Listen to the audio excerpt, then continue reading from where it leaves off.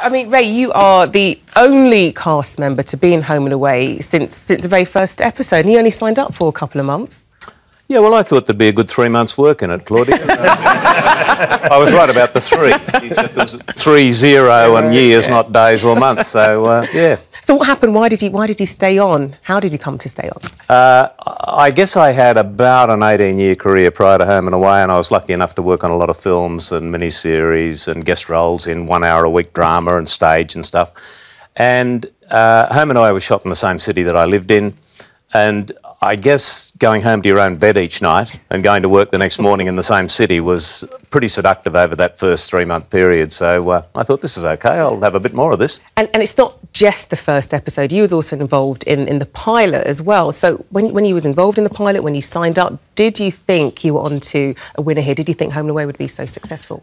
No, look, I had a gap in my schedule where I was able to do the pilot and thought, oh yeah, pilots crash and burn, they never get off the ground, so this will never happen, but it's a couple of weeks' work in the meantime.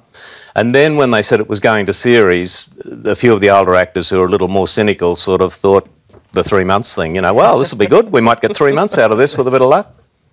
And they would have been wrong, and they were exactly. Wrong. Even those actors at that time, Judy Nunn was one who stayed for about 15 years, and Norman Coburn stayed for 20, the Fisher character. So yeah, that was good. And is this the end of Alf? Well, he's not very bright, is he? What happened? There he is with a lump of concrete on his chest and covered in muck. Something pretty serious has happened. But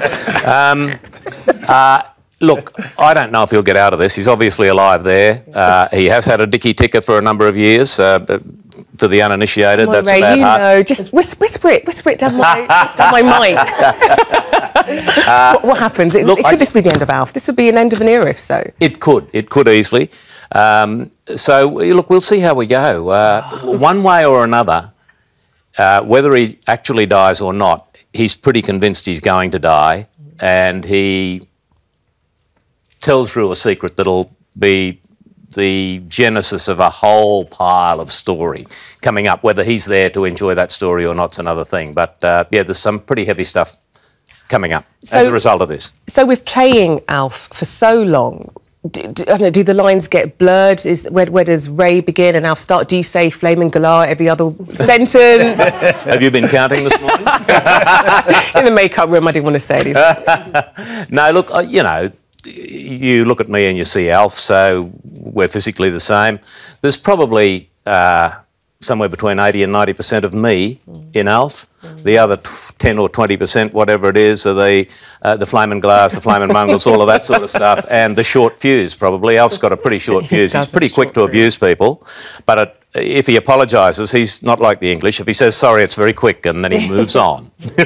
That's like me with my husband. Oh, good. Martin, you got a question? I have, Ray. So I'm going to hold you accountable for the Australian cricket scandal, the ball tampering scandal. What's going on, mate? And what do you think about all this? Well, I told them how to do it, but they blew it. I told you, the 11th commandment, thou shalt not get caught. You know, I mean, there you go. Oh, look, I think it's pretty poor form. I think cheating at that level, I'm not suggesting for a minute that it hasn't been going on for years, but, you know, the kindest thing you can say about the Australian cricketers that were involved in this is it's plain dumb. To think they could get away with that with cameras from all angles and everywhere is just crazy. And the very fact that they did it, you know, I mean, it's just against the spirit of the game. You're going to ban these players, ban Australia from all tournaments? What's going to happen? What's the consequence? I've got no idea what Cricket Australia will do, but for me, I think the very least that should happen is they should be banned for the next test series against whatever country that is, and I'm not sure when that is or who it's against, and all forms of the game between now and then, whenever that is.